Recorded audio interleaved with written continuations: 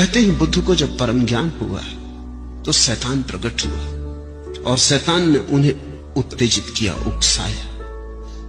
और शैतान ने बड़ी वासनाओं के प्रलोभन दिए और शैतान ने कहा कि सारे जगत का तुझे सम्राट बना दो, सारी धनराशि तेरी हो, सुंदरतम स्त्रियां तेरी हो, लंबा तेरा जीवन हो, क्या चाहिए?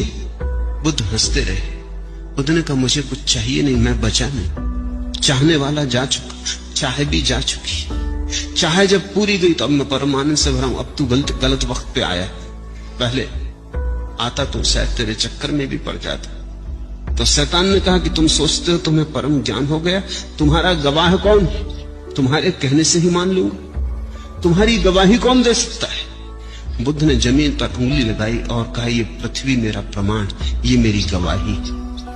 बड़ी हैरानी की बात है, पृथ्वी को गवाही बता रहे, आकाश में कहते हैं बुद्ध को जब परम ज्ञान हुआ तो शैतान प्रकट हुआ और शैतान ने उन्हें उत्तेजित किया, उकसाया।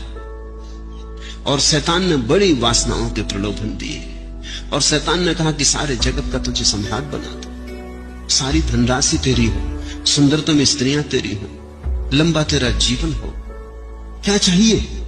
बुद्ध हंसते रहे।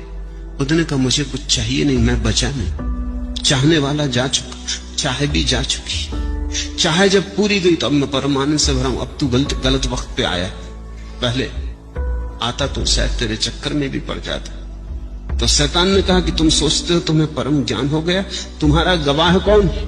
तुम्हारे कहने से ही मान लूंगा, तुम्हारी गवाही कौन दे सकता है? बुद्ध ने जमीन पर उंगली लगाई और कहा ये पृथ्वी मेरा प्रमाण, ये मेरी गवाही।